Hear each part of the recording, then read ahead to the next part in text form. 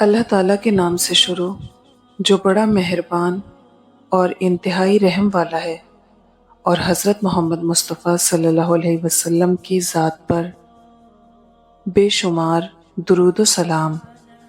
یہ واقعہ ہے ایک ایسے شخص کا جو اسلام کا دشمن تھا، لیکن ایک دن اس کا سامنا ہوا قرآن کے کلمات سے، اور پھر اس کی زندگی بدل گئی۔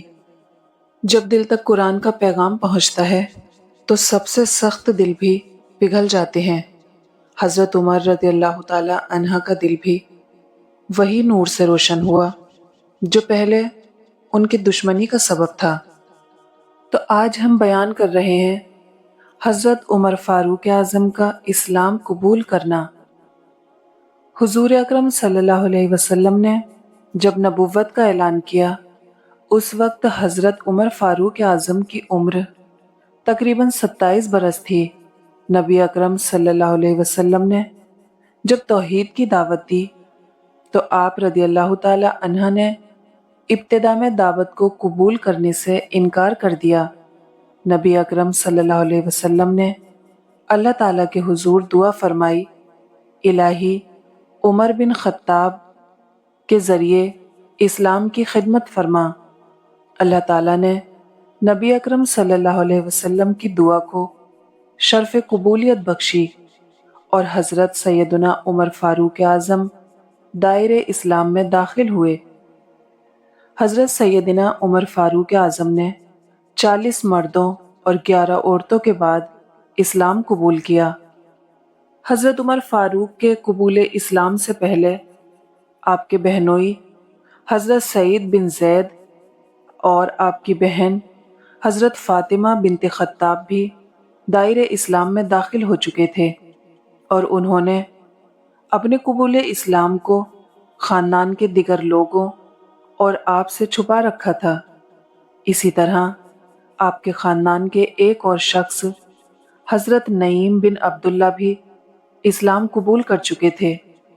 حضرت سیدنا عمر فاروق اعظم اسلام قبول کرنے والے کے ساتھ نہایت سختی سے پیش آتے تھے۔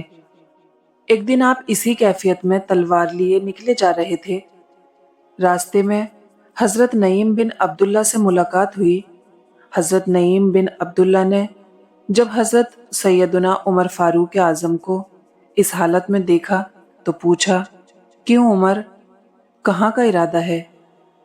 آپ نے جواب دیا، آج محمد کو قتل کرنے کی غرض سے نکلا ہوں۔ حضرت نعیم بن عبداللہ حضرت سیدنا عمر فاروق اعظم کی بات سن کر ان سے بولے، تمہیں تمہارا نفس دھوکہ دے رہا ہے۔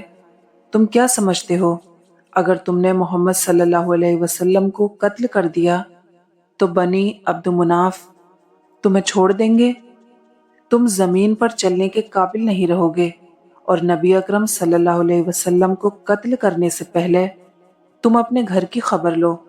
تمہاری بہن اور بہنوئی نے اسلام قبول کر لیا ہے، اور انہوں نے حضور اکرم صلی اللہ علیہ وسلم کی پیروی اختیار کر لی ہے۔ حضرت سیدنا فاروق اعظم نے جب حضرت نعیم بن عبداللہ کی بات سنی تو راستہ بدل کر اپنی بہن کے گھر روانہ ہو گئے۔ آپ کی بہن اور بہنوئی کے گھر اس وقت حضرت خباب موجود تھے جو انہیں سورہ طٰہٰ کی تعلیم دے رہے تھے۔ آپ کے قدموں کی آہٹ سن کر حضرت سعید بن زید نے حضرت خباب کو گھر کے ایک کونے میں چھپا دیا۔ حضرت عمر فاروق اعظم گھر میں داخل ہوئے اور پوچھا، تم لوگ ابھی کیا پڑھ رہے تھے؟ حضرت فاطمہ بنت خطاب نے کہا، کچھ بھی نہیں۔ آپ نے کہا، کیوں نہیں؟ میں نے تو خود اپنے کانوں سے سنا تم دونوں کچھ پڑھ رہے تھے، اور مجھے یہ بھی معلوم ہو گیا ہے تم دونوں نے محمد مصطفیٰ صلی اللہ علیہ وسلم کے دین کی پیروی اختیار کر لی ہے۔ حضرت سیدنا عمر فاروق اعظم نے یہ کہتے ہی اپنے بہنوئی حضرت سعید بن زید کے منہ پر تماچا دے مارا۔ حضرت فاطمہ بنت خطاب شوہر کو بچانے کے لیے آگے بڑھی تو آپ نے ان کو دھکا دے مارا، جس سے ان کا سر پھٹ گیا اور خون بہنا شروع ہو گیا۔ حضرت سعید بن زید نے آپ کے جلال کی پرواہ کیے بغیر کہا، ہاں، ہم نے اسلام قبول کر لیا ہے اور حضور نبی اکرم صلی اللہ علیہ وسلم پر دل و جان سے ایمان لے آئے ہیں۔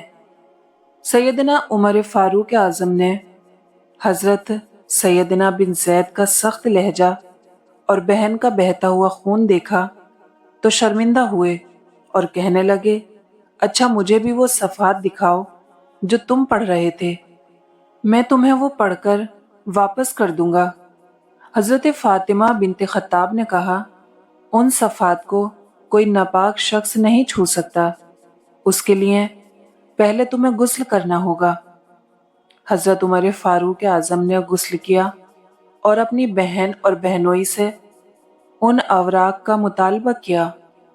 حضرت فاطمہ بنت خطاب نے خود سورہ طٰہٰ کی تلاوت شروع کی۔ جب وہ اس آیت پر پہنچی، اننی انا اللہ لا الہ الا انا فاعبدونی واقیموا الصلاۃ لذکری، بلا شبہ میں ہی اللہ ہوں اور میرے سوا کوئی دوسرا معبود نہیں، اس لیے تم میری عبادت کرو اور میری ہی یاد میں نماز پڑھا کرو۔